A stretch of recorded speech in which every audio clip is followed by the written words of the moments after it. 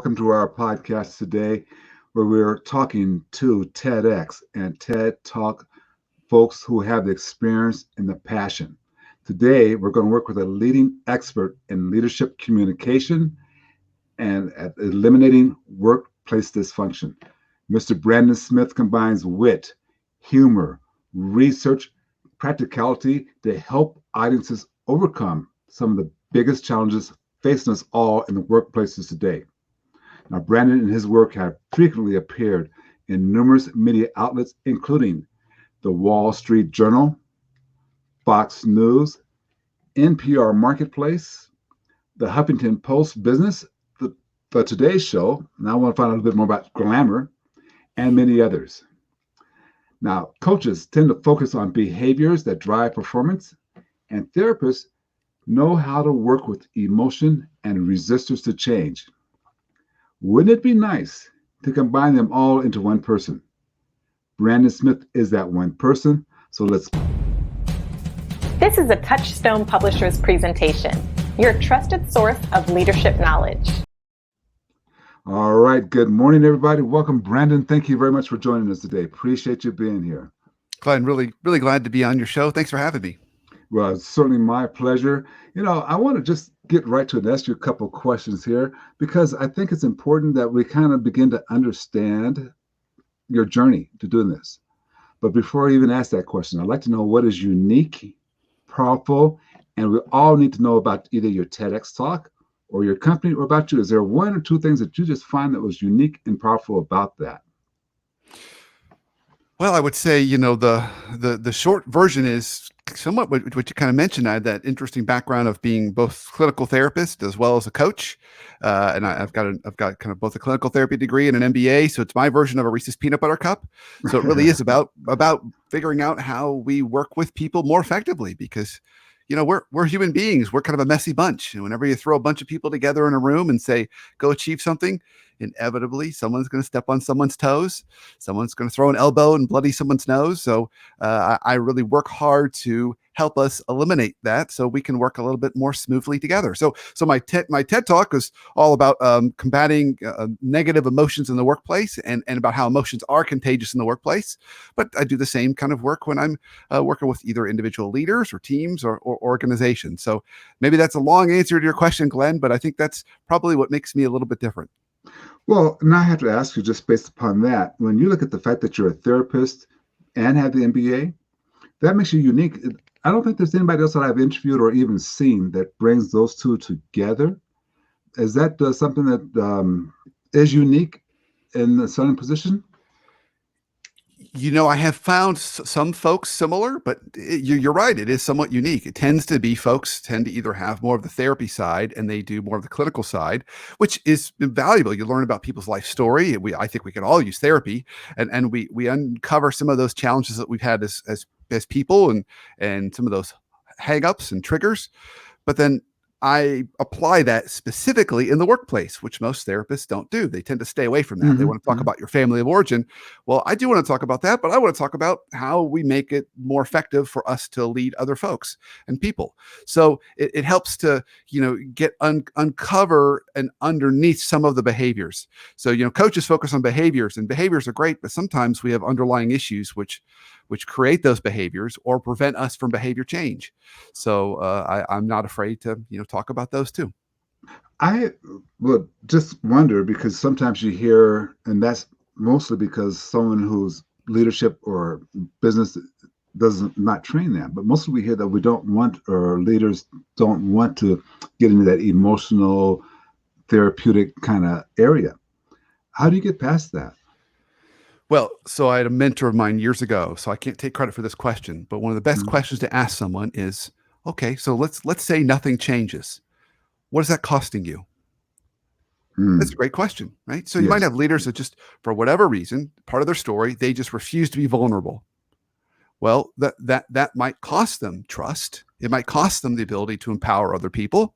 It might cost them, higher performing teams, better performing businesses.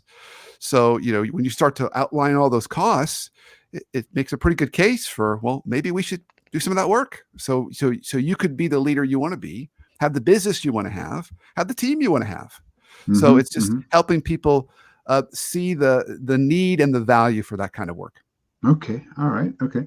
Let me ask you about your journey to the TEDx. I mean, what was that like? I mean, because people they got to get up the guts and the glory, and they have hard time submitting paperwork. What was your journey like getting there?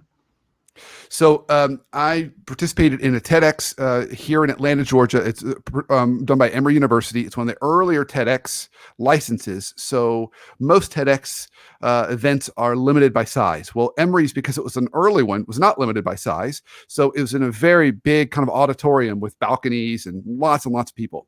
So they had approached me one year and said, "Would you be willing to do a talk on a topic of your choice related to this theme that we did?"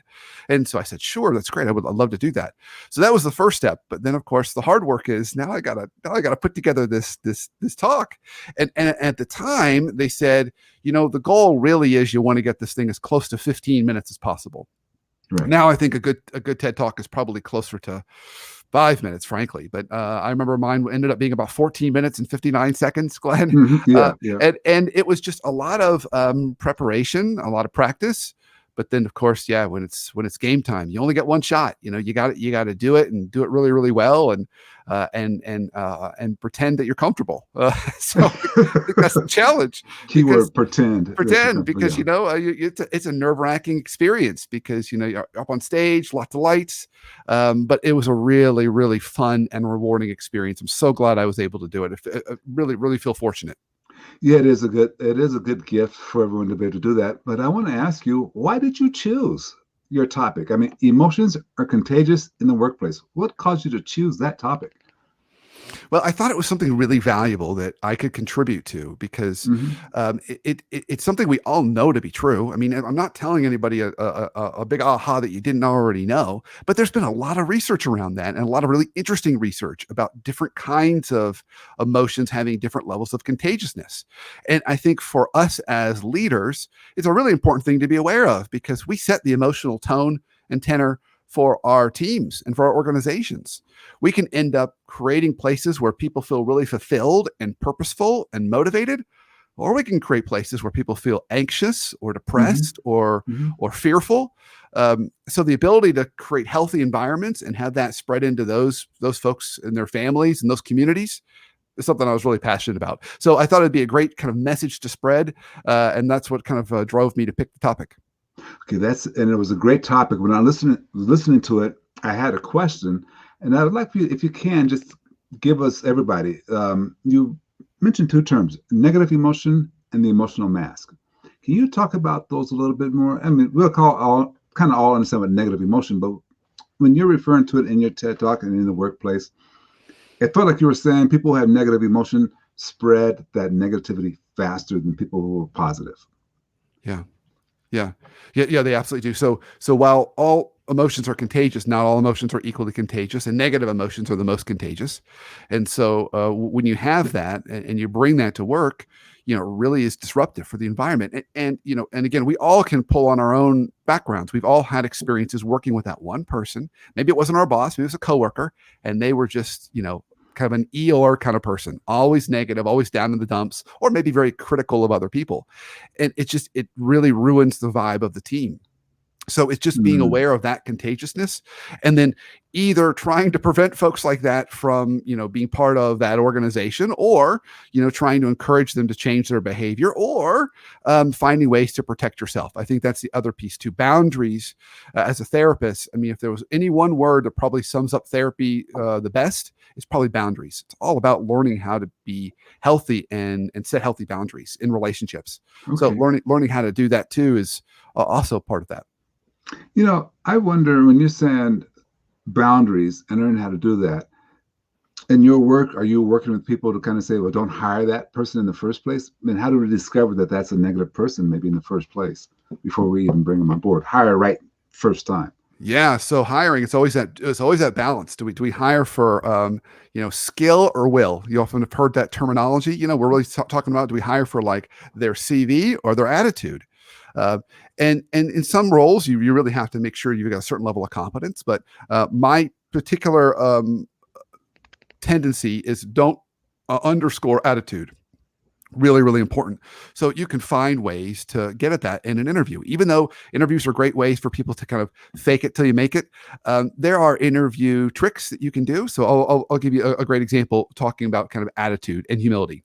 I had a Mm-hmm. client organization of mine years ago, and they were very technical, but culture and attitude was really important to them. So when they flew in a particular candidate, and when they flew him in, they had a driver meet him at the airport and drove him to the headquarters, and they sat there and met with the receptionist, and they had meetings all day with multiple people. Okay, and then when they were done, the driver took them back to the airport. The actual decision on whether or not to hire this person was made by the driver, because they wanted to know how would this person treat someone when they weren't being watched. That's powerful, but a little scary, isn't it? Yeah, well, it is, but they already knew the guy was technically sound, but Right. this happened to be a male individual, but they really wanted to know what would happen when they weren't kind of being watched and kind of on the spotlight. When they were just day to day, how would they handle that? Consultants often call that the airport test. Like if I was stuck with this person in an airport, would I find it enjoyable, or would I find it to be a miserable experience? Yeah, So yeah, it's trying to figure that part out. That's a good test, though, because I mean, you don't necessarily have to hire a driver; just have a company car and put one of your employees to drive them to the airport and pick them up. Yeah, So that's right. that's not a bad test to look at doing that at all. Um, Tell us a little bit about the emotional mask. Yeah. So emotional mask. So this is when we show up and we put on a certain kind of emotion. And so there's a tricky thing here, Glenn, since I've even done this TED Talk. On the one hand, we don't like an emotional mask because it can feel inauthentic, right? We're not being real. We're kind of pretending to be a certain way. Right. And we can kind of tell that. On the other hand, what if the pandemic has taught us anything, is that sometimes leaders have to show up in a way different than how they actually feel. Mm. So, I had a client of mine a couple of years ago, and he was really practicing vulnerability, but he had gotten double promoted. So he'd gotten promoted to be sitting in an interim senior HR role.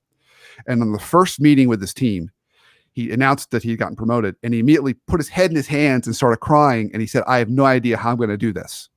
Oh boy! And the team said to me, they said, "Well, we appreciated his authenticity and vulnerability.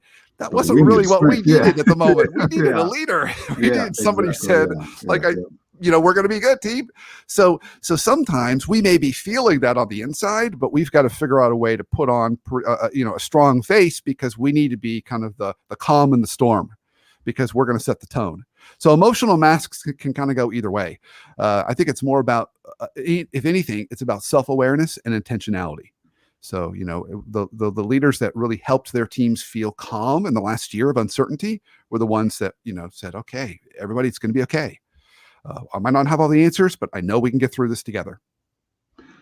Calm, intentionality, self-assessment, confidence. Yeah, confidence. Yeah.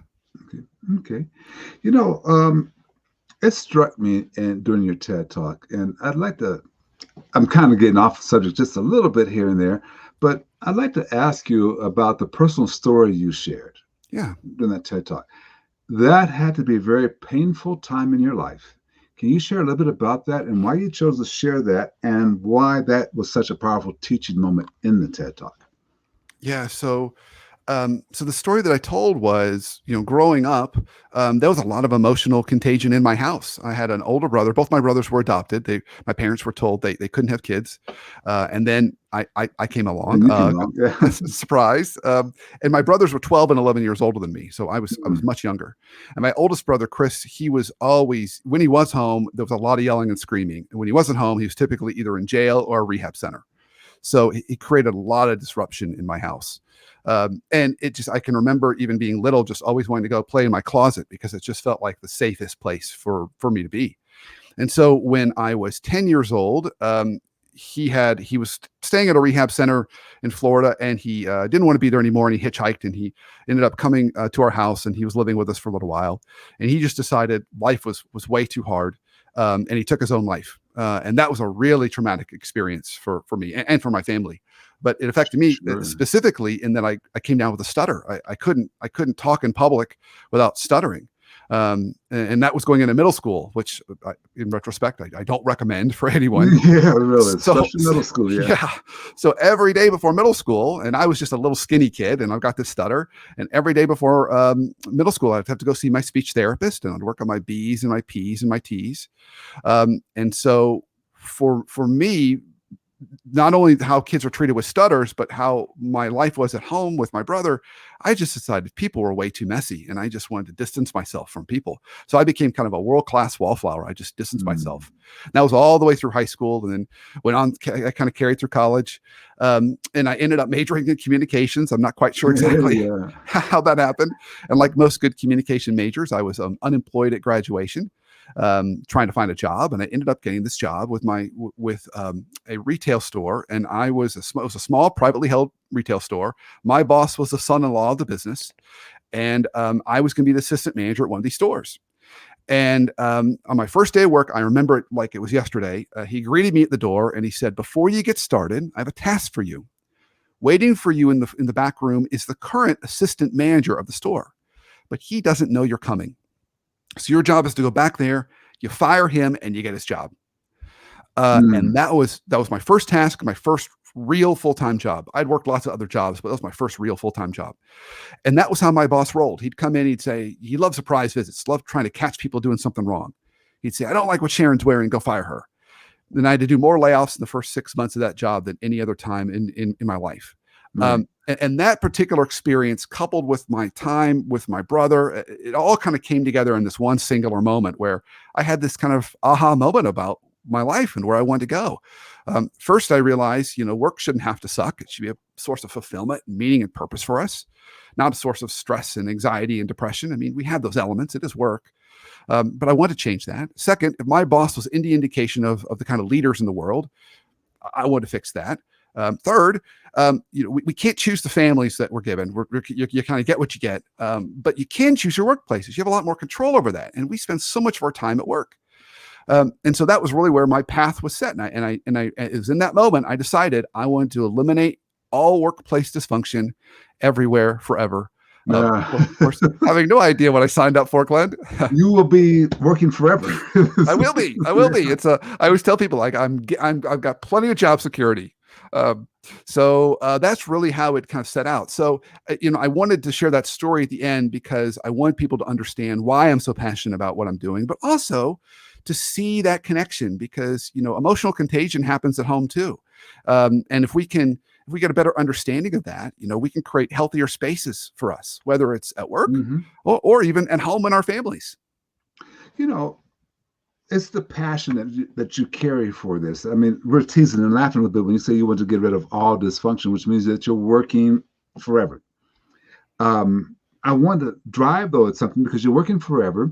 How did your TEDx talk affect the hot sauce principle? Yeah. I mean, tell us. Those seem to me to be. You tell us. How did that take place? I see you got a copy of it behind you. But how did that take place? Yeah, so the book I released last year is called The Hot Sauce Principle. It's how to live and lead in a world where everything is urgent all the time. So it turns out that anxiety or urgency, we could call it that, it's the same thing, is one of the most contagious emotions in the workplace.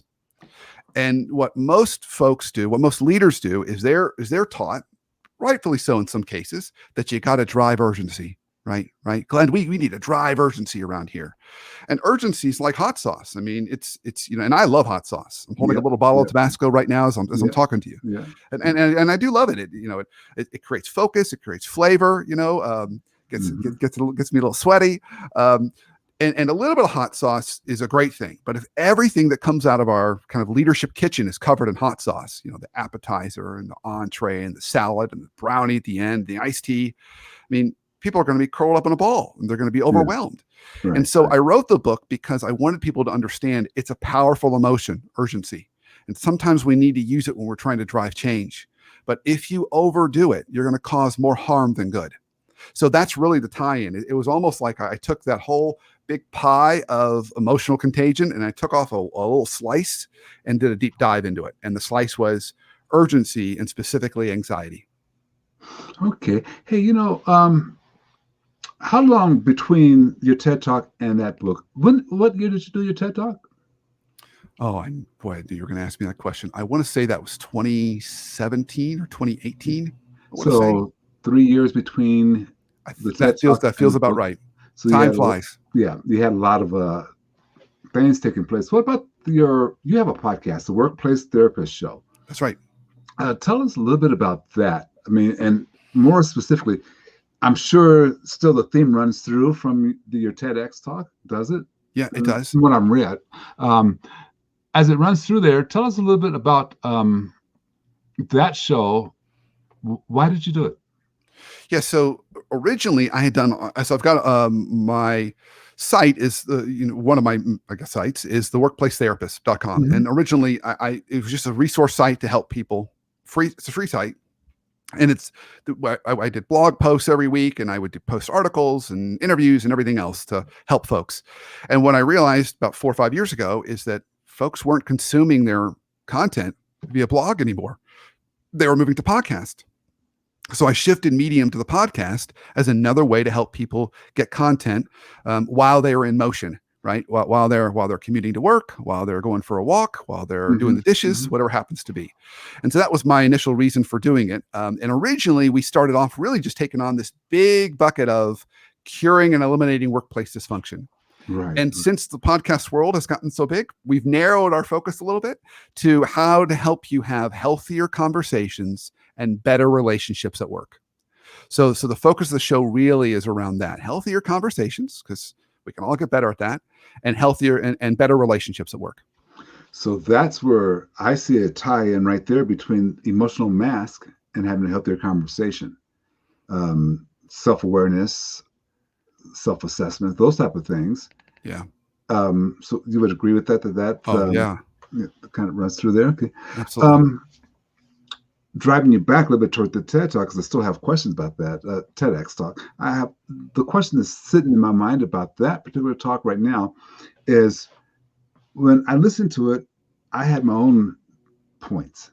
But what it was 1, 2, or 3 major points that you wanted people. So if you listen to it, say, hey, make sure you get these 2 or 3 things from this as you listen to it. Yeah, I would probably. So I'm going to give you kind of the 2021 updated version of those points. Okay. So it may not be in the TED Talk, but now you can go back and watch the TED Talk, and you've got the kind of updated version. So first, I would say be really, really aware. We can all be really, really aware of the emotions we're carrying to work every day, and asking ourselves, is this how we want to show up today? I think that's the first question. And second question is this how I'd want the folks around me to not only experience me, but to feel as well? So I think that's a really important question for leaders, because when we need to motivate or inspire or kind of keep people focused, how can we do that better? So I would say that's the first one. The second one is even more basic than that. There's always an opportunity to spread positive emotion in your daily walk through the world. So when you have that server that brings you a meal, look up at her or him and just give a smile and say thank you. When you have someone hold the door open for you, or you hold the door open for somebody else, look them in the eye and say thank you. It's all these smaller moments that we really desperately need now, probably more than ever, just to be showing that kindness and that generosity to each other. And we need it. We need it for ourselves, but we also, the folks around us, need it too. So look for those moments to spread positive. Let me ask you, because we can do that on a personal basis every place. What is the effect, though, when you as a leader say thank you, when you start asking people to do things instead of bossing them around to do things, when you take a moment to say good morning to everybody, hey, good job, what's the effect upon your team when you do that? What do you see as the effect of that? So, well, first they feel appreciated, which is great. Who doesn't want to feel appreciated at work? When you ask more questions, so one of the ahas I've had in my career is that empathy and curiosity are really the same thing. I'm happy to go into a little more detail around that if you'd like, but empathy and curiosity are really the same thing. And so when we get genuinely curious about folks, they experience this as empathetic, they experience this as caring, and they experience us as a leader that really, really is looking out, wants to get to know us, and is looking out for our best interests. So it's a really, really powerful way to have people not only feel valued and respected, but also you're building a healthy environment around you when you do that. You are. You are when you think about that. Now, I want you to go a little bit deeper on empathy and curiosity because I can vaguely see that. So help me get a clear picture of being empathetic and being curious, kind of being the Yeah, same thing. yeah, the same thing. So here's where it comes from. So back in my clinical days, and then even into my corporate days, I was regularly asked this question: Can you teach empathy? Isn't that an interesting question? Can you It's, teach empathy? Can and you teach someone to be empathetic? the initial answer is no. You just people have to have it, but maybe they're Yeah, because but then there were some days, maybe I was a little self-confident. I don't know. I'd say, oh, yeah. I could teach this person empathy. So that kicked around in my head for 15 years. And then one day I was doing work with a division of a company, and they'd undergone 4 mergers and acquisitions in 4 years. So it's like 4 families being thrown under the same roof. And the president of this division said, I don't even know what kind of culture I've got. It's like 4 families. Can you help me out? And I said, well, sure. So I did a bunch of interviews. I interviewed a whole bunch of folks in the company, went back to him with a report. And I said, I've got a report for you, but the bottom line is everyone I interviewed, to the person, said you're a really empathetic leader. And I Mm. paused, waiting for him to say something great. And he was a bald guy with glasses, and he scratched his head, he wrinkled his brow, and he said, I don't think I'm empathetic at all. And he went on and he said, look, work is work. I don't want to talk about personal stuff here at work. We're here to do a job. Mm. And this is my team. I want my team to win, but it's not my family. The last thing I want to do is go out to dinner with a coworker. Like, I want to go home and see my family.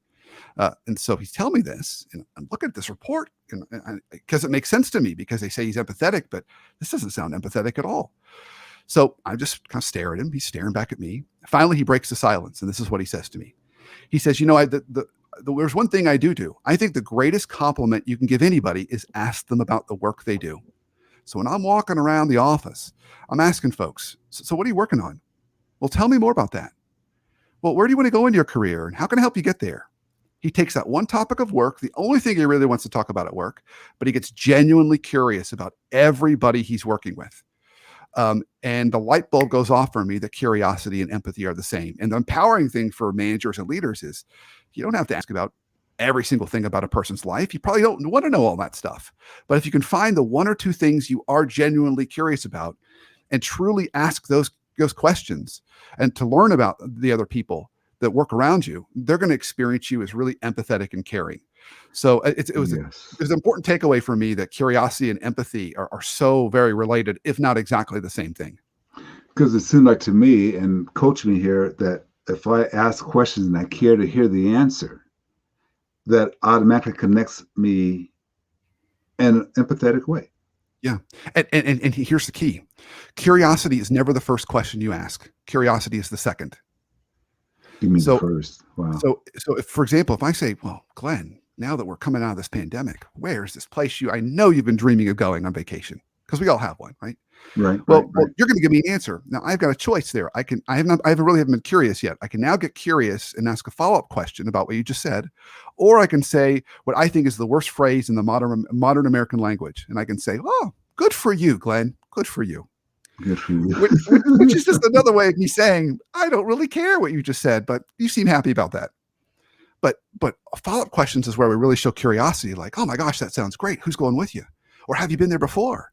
Or what are you most excited about in this place? Or do you think I should go there one day? I mean, there's so many different questions. Okay. I track with you because what you're saying is that first question just opens the door, but the second question is when the empathy comes in the line, because now you're saying, let me get to know you. Right. Let me get to know your job and why that part of this job is so important or so difficult. I want to know more.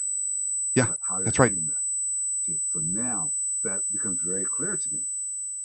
Empathy and curiosity, that becomes very clear to me. That's powerful. Okay. And see, and that's another TED Talk, by the way. Perhaps if they ever would have me back, I don't know. Yeah, that's powerful. That's powerful.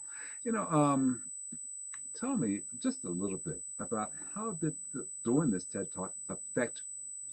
The question on the screen is, for those of you who can't see it, is how does TED Talk affect your current work? But I want to ask you before that one, how did doing this TED Talk affect you personally? Yeah. So how did it affect my current work? Well, I Let's think do personally first. How did it affect you personally?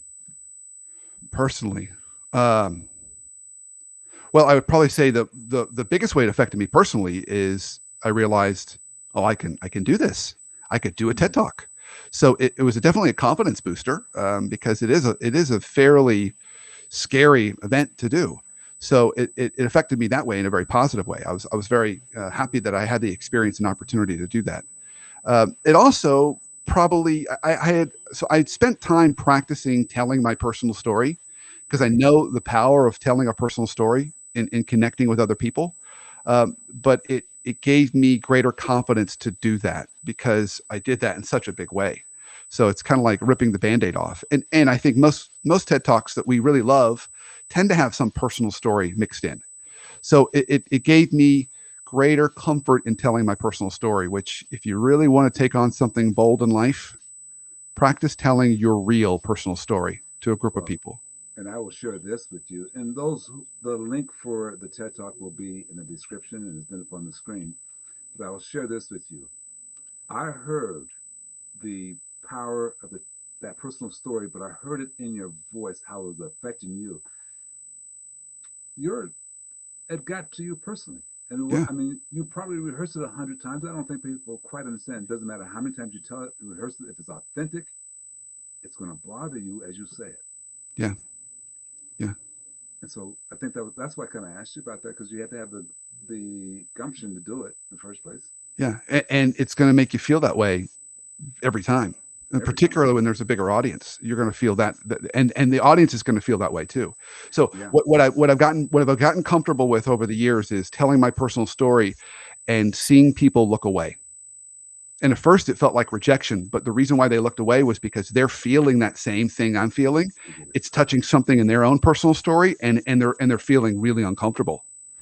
But you experience it as rejection because you're putting out something very vulnerable. But it's really not about me. It's about how other people are experiencing it.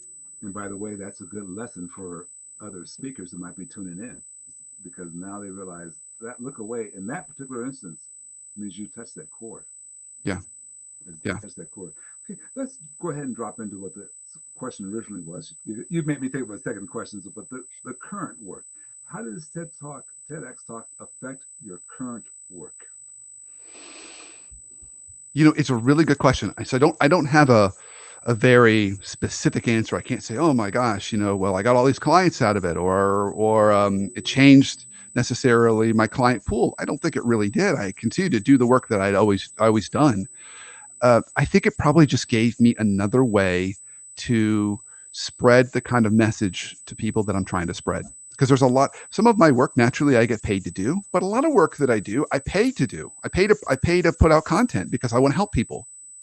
So it just gave me an opportunity to, spread news in a different way. Now, maybe it helps when you're a writer and you're producing books. Maybe it helps to say you're a TEDx speaker. Um, but I don't know. I can't really answer it any other way than that. Okay, and that's a fair answer. You'll see it 20 years from now. So, that, maybe not. I mean, because it's not like you were doing business that way anyway, to Yeah. give first. And it wasn't like a big revelation that said, well, I give first, I get business, and that'll help. But I want to ask you, what questions should I have asked you that I didn't? Oh, for today. Yeah, Great closing question, Glenn. not quite Really, closing, but yes. really Yes, great yes. question. Like that question. Well, that's a fantastic question. So anyone who's listening to this, if you ask that every time, I mean, that people should take that right out of your playbook and put it in theirs, because it's a great question. Um, the only other thing I would say, see if I can think of anything else. Oh, let's see if I can think of anything else. Um, I would say this. I would say one thing. It's not necessarily a question, but more of a comment. We are relational people. We need relationships. So we've been starved from that to varying degrees over the last year, because so much of our working relationships have been remote Yeah. for a lot of folks. Now, some folks are frontline workers, manufacturing, healthcare, hospitality, and they've been working in groups. But even then, they're wearing masks and the social distancing. It's I'm glad that that's starting to move away because we really need that connection with people.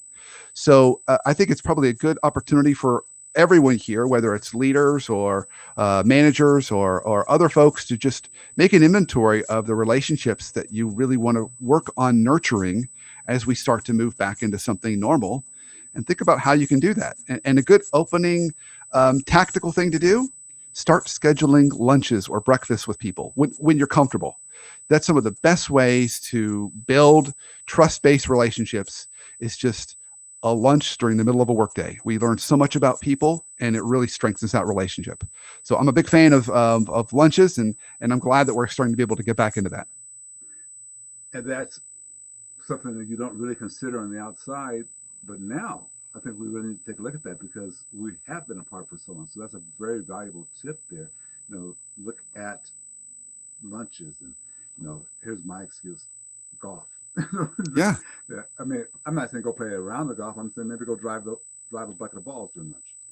Yeah. Something like that. So just getting back and making that connection, I think that's very important. I want to ask you though this, and I'm just going to be blatant about it. What do you bring to the table? So in other words, if I want my organization to be better, how do you do it? And how do I get a hold of you to do it? Yeah. So if we talk about kind of the ways that people hire me, it really comes in a couple ways. So one is I have a practice. My practice is the worksmiths, just like blacksmiths, but the worksmiths.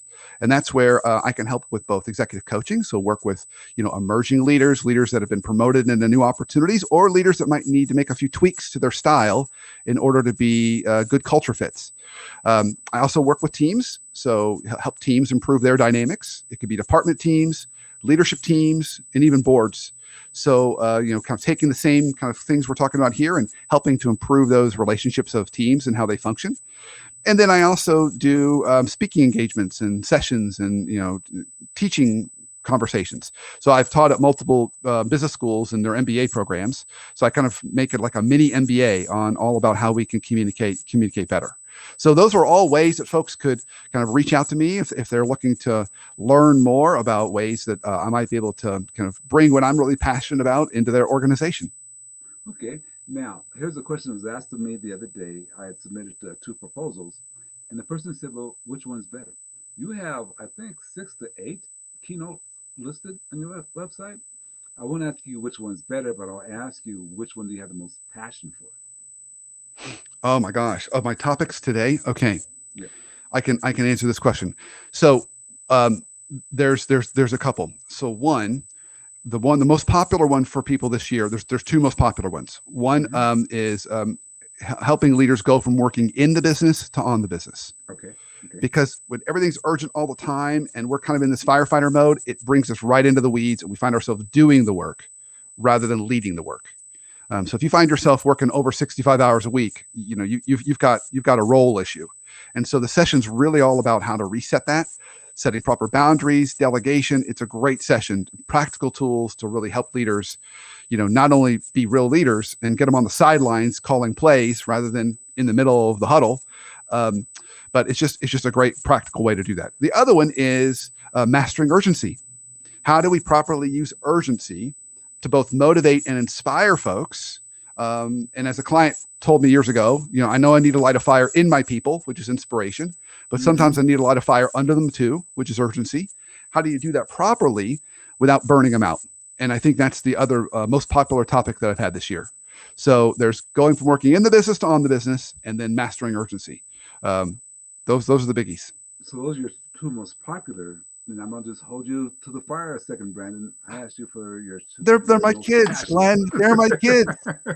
I can't pick one over the other. I will say this, though. Yeah. So the Mastering Urgency obviously is from my book from last year. Right. I'm working on a book this year, and the whole concept is author versus editor. It's about kind of how we sit in the right seats at work. I don't want to go into too much detail now, it'll take a little bit of time, but that book is very much linked to the going from in the business to on the business. It's knowing what seat to sit in at the right time with your direct reports. I mean, should you be the author seat telling folks what to do? Should you be in the editor seat reacting to what they bring you?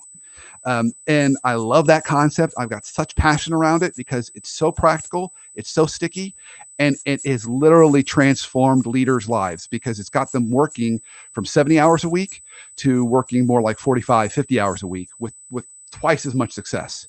So, I love that topic for that reason too. Okay, perfect. That's the perfect answer, and I think that's good. I'll let that one stand. I think that's the perfect answer. Okay. Let me ask you though, to kind of put a bow on everything and be aware of your time and everybody, the listeners' time. What 3 or 2 points from today's discussion do you really want someone to sit down and everybody grab your piece of paper and pencil, sit down and say, okay, let me write this point down, this point, this point. Someone told me the other day, start calling it your tweetable moments. Okay, I'm not a big fan of that, but what are 2 or 3 points that you have made today that every leader, wannabe leader, or somebody who wants to be better should make note of? Okay. All right. I'll see if I can sum it all up because we've covered a lot. So I'll start in no particular order. First, be aware of your emotions. Be aware of what you're bringing into the office every day, and assume that everything you're feeling, your colleagues and coworkers and team members are going to feel the same thing just by being around you. So ask yourself, is this how I want to show up today? And if the answer is no, what do you need to do to change it? So that's the first. Okay. The second I would bring, and I'm going to give you 3. The second is don't be afraid of vulnerability. Embrace the power of vulnerability. So just like I told my personal story, there's vulnerability can come in lots of ways. It can be asking for help. It could be saying, I don't know, or I was wrong, you were right. And there's lots of ways we can do it. And vulnerability is scary for us as leaders. It's hard to do, but it is where it is foundational to trust, particularly in times of uncertainty like this. So don't be afraid to stretch yourself as a leader and embrace vulnerability.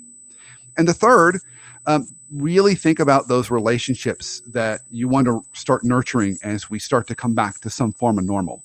And think about how you can do that in a face-to-face, over a meal kind of way. If you are a leader in an organization, one set of relationships should be your peers. So let's say you're a chief marketing officer. You need to be thinking about how you can get lunch with the chief financial officer or the COO or whoever it happens to be. But peers need that kind of conversation so they keep the business aligned and keep everybody on the same page. Alignment is one of those things I really push hard with leaders, make sure they're doing it. And it's hard to do it virtually, but lunches are great to do that. So those would be my 3 takeaways. Be aware of your emotions that you're bringing to work. Don't be scared of vulnerability, and think about how you can nurture those relationships that are really critical in your professional life. I thank you so much for taking the time to chat with us today. It's just been a powerful, powerful day. I think our leadership lessons, I want to just quickly put up your website on here so folks can take a look at that who are looking at it on YouTube or wherever. It's worth the journey. I thank you very much for taking the time. And I know there's a lot of value here. That's why I wanted you on board. So thank you. Thank you. Glenn, thank you for having me. I had a great time. Thanks for all the great questions. Fantastic. Fantastic.